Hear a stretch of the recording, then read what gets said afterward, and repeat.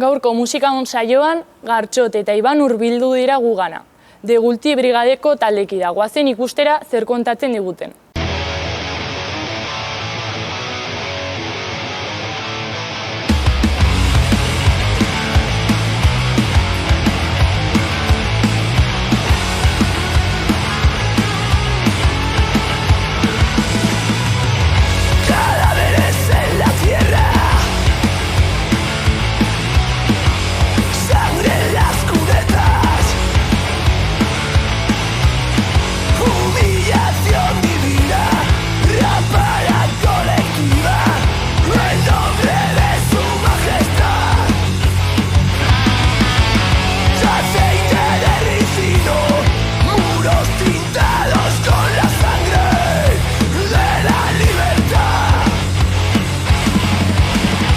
Bai, Gartxot naiz, Atarrabiakoa naiz, 29 urte ditut, eta Degulti brigade taldeko abeslaria naiz. Haupa, ni Iban naiz, 23 urte ditut, Antsoaingoa naiz eta Degulti brigadeko gitarra.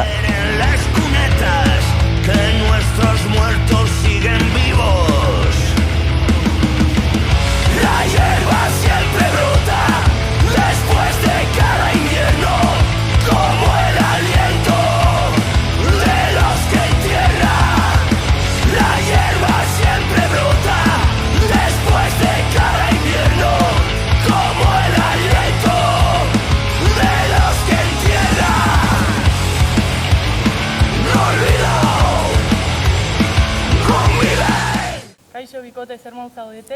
Kaixo, ongi. Bueno, hasteko noiz eta nola sortu zen taldea?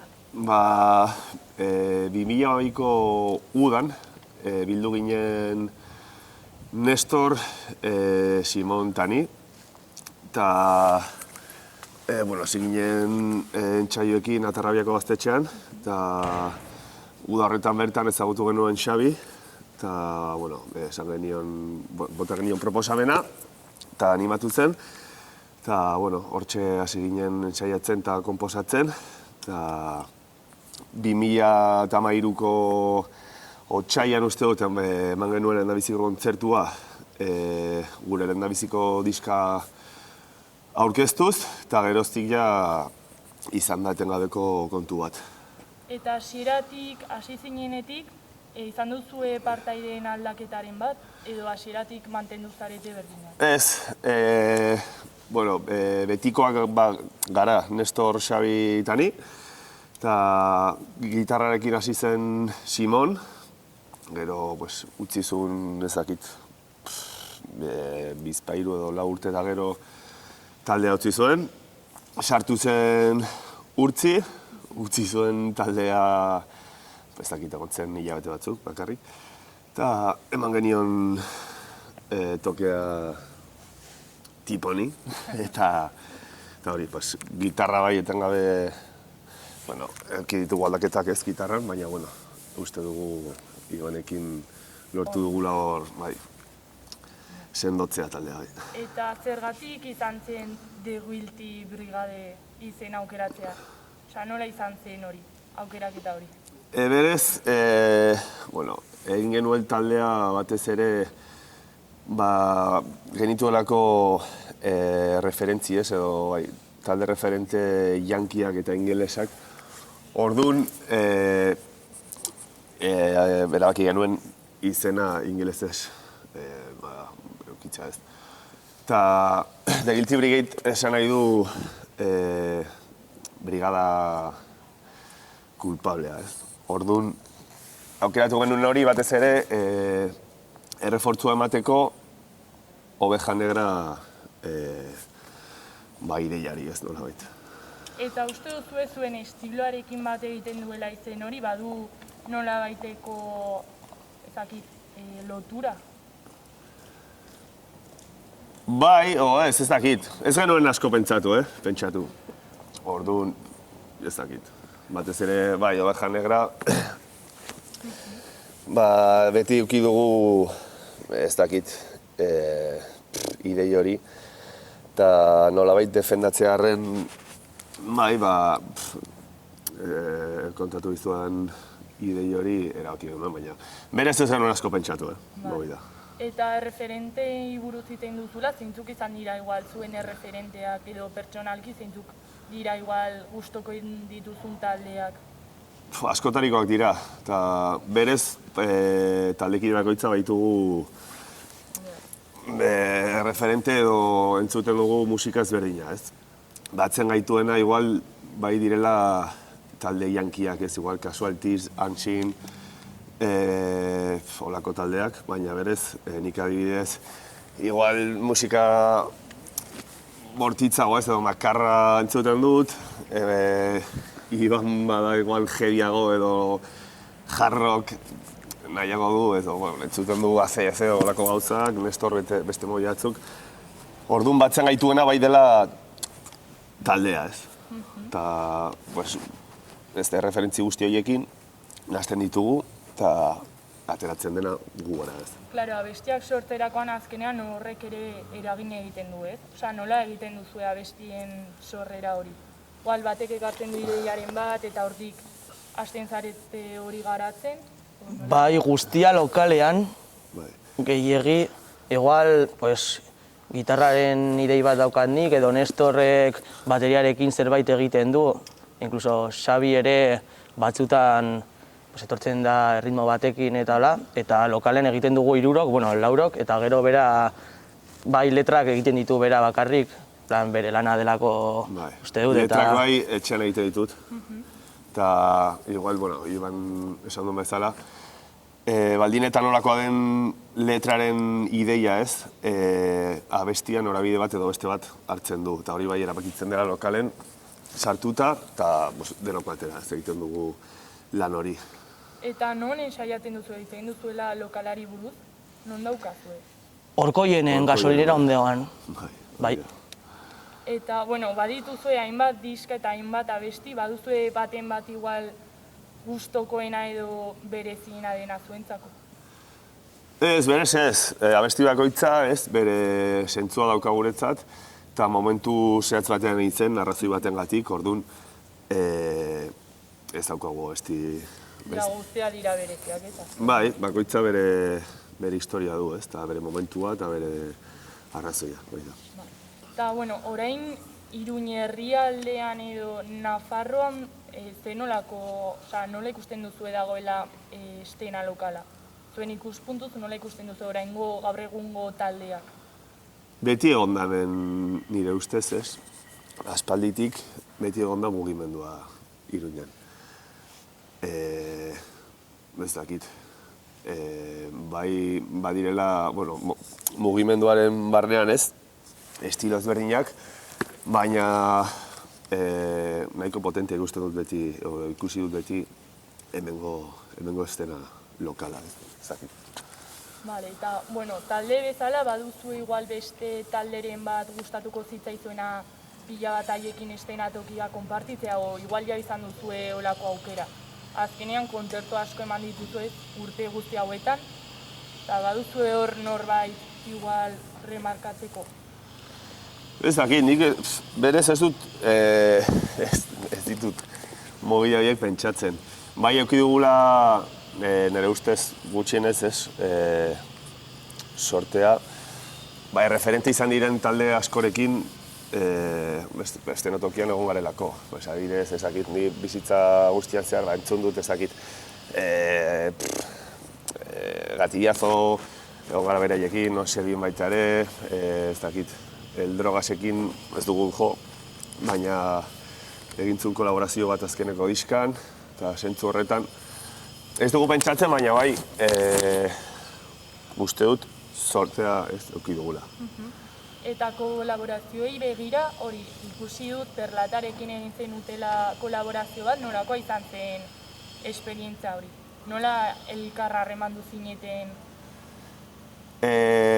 Esperientzia ona beti, kolaboratzea ez, bai gu beste taldekin edo beste taldek gurekin, beti ongi dago ez.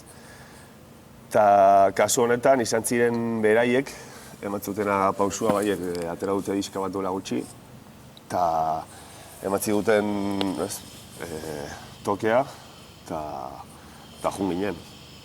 Eta ongi, azkenean egin genuen pentsatu zutena baino gehiago, ez? Ni ensi begiratzera joan nintzen, eta han esan zidaten, oie, nahi baduzu edo koloren bat edo zerbait, eta azkenean, pues bi abestitan edo, la. Bai, baina oso ongi. Bai. Nik ezagutzen nun taldea, baina ez nuen igual entzun, ez? Entzun, konstienteki. Eta esperientzi bai, ona izan zen, eta potentea, eta gainera atera dute disko bere ustez oso ona. Bai. Eta ezberdina. Ez, entzu, berez estenan dagoenan, ateratzen da, ez? Normaltasun horretatik. Eta orain musikari edo ikusle bezala, baduzu hor kontzerturen bat egon zaretela eta oso berezia izan dela edo baduzu hortik anekdotaren bat. Hoi noiz? Gaur egun arte, COVID-aren aurretik edo orain? Egoera berezia oraingoa da, ez? Eman ditugu kontzertu batzuk egoera honetan, egon ginen pasaden, hilabetean Navarrarenan, Lehendakariz Muertosekin, eta egoera berezia da, jendea xerita dagoelako, baina berez, sentsazioa eta guk egiten duguna berdina da. Baina anekdotak, pues mila, baina... Eta nola izan zen publikoa horrela ikustea? Azkenean, musikoarekin, distantziarekin, nola izan zen hori? Ez dakit, berez ez da kontzertu normal baten, ez da asko aldentzen. Horrelako estenatoki batean hori bai. Berez estenatoki handia zelako, eta orduan horrelako estenatokitan jendea beti urrun dagolako. Orduan diferentzia zen oso handia. Baina, guretzat eske berdin zaigu. 10 dauden, 100 dauden, 1000 dauden, gu beti egiten dugu berdina. Diskutatzen duzue, ez, azkenean? Bai. Eta hori izan zen zuen azkeneko kontzertua? Nafarrarenan? Bai. Urte honetan, bai. Atera genuen azken diska pasaden urteko... Justo duela urte bat, Bai. urriaren amaieran pasaden urtean. Eman genituen 8-10 kontzertu aurkezten eta moztu izan guztia. Bai. Eta belitu gara hor, en el limbo, total. Eta baduzu zerbait pentsatu igual hemendik aurrera kontzerturen bat edo beste proiekturen bat? Bai, orain bagaude... nola da? Set akustikoa antzeko bat multatzen. Eta eman dugu kontzertu bat Atarrabiko kulturetxean, bai, bertako antzokian, eta zeo zer egitearren. Bestela ez dago aukera gehiegirik egoera honetan, ez? Kontzertuak emateko orduan erabaki dugu abestiei buelta bat ematea. Eta, bai, azkenean moldatu behar garela, ez? Gaur egungo egoerari, eta azkenean zerbait egiteko. Eta orain, COVID-arengatik uste duzue zuen entsaio orduak murriztu egin direla edo saiatu izan zarete berdin mantentzen? Udan murriztu ziren, baina jendea joan zelako zu egon zinen kanpoan, bestea ere, baina COVID-arengatik ez. Saiatzen dugu berdin. Mantendu dugu, gainera orain akustikoa lantzen eta hola, sortu gehiago ematen ditugu. Lokalean eta etxean ere niberarekin abestiak egiten, transformatzen pixka bat, buelta ematen eta hola, hasi que ez dugu... Beti bilatzen dugu modu bat, intentsitate hori mantentzeko, ez? Orduan, kasu honetan, intentsitate hori mantentzeko bideratu dugu mobila akustiko hau, ez? Sortzen, hori da. Eta, ikusle bezala egon zarete COVID-aren ondoren kontzerturen batean, nola izan da zuen esperientzia azkenean?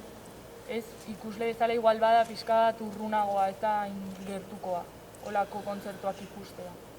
Ni egon naiz, pasaren astean egon nintzen, ostiralean koma ikusten eta larun batean eldrogaz ikusten, Navarrarenan. Eta esperientzia hona, bai ezberdina dela, noski ez, zaudelako mahai batean eserita, baina berez, orain arte ez, kontzertu batera joten baldin bazara, edo goten zara lekuan bertan, ez garelako asko mugitzen orokorrean behintzat hemen, edo sartzen zara pogoan, bai? Ni berez, normalen ez nahi sartzen pogoan, orduan. Ez da asko aldatzen. Bai, hitz egiten da pila bat horren inguruan, baina nire, ez dakit, nire ikuspuntua da, ez dela asko aldatzen. Ez duzula asko, Osa, azkenean da, zutik edo hori da, eserita baina normalen hori, juten zara kontzertura, zaude zutik, zure lagunekin, baina berez, igual leku berean, orduan, ez da nire ustez asko aldatzen. Eta bukatzeko duzu zerbait komentatzeko, zerbait gehiago gehitzeko, Ez dakit. kontzertu berri horren data edo zerbait, baduzu hortik... Bai, urtarrilaren 15ean uste dutela, ostirala, eta egin behar dugu kontzertua Bourbon Kings lagunekin. Eta hori, bai, animatzen dugu jendea, bai... Kontzertu guztietara joatea, Orokorren, bai. ze egoera hontan Beharrezkoa da, estena... Bultzatzea, Hori da. Hori da. Bale, adi egongo gara, a ber, eta zorte hon. A ber, Mila esker. Eskerrik asko. Zuei.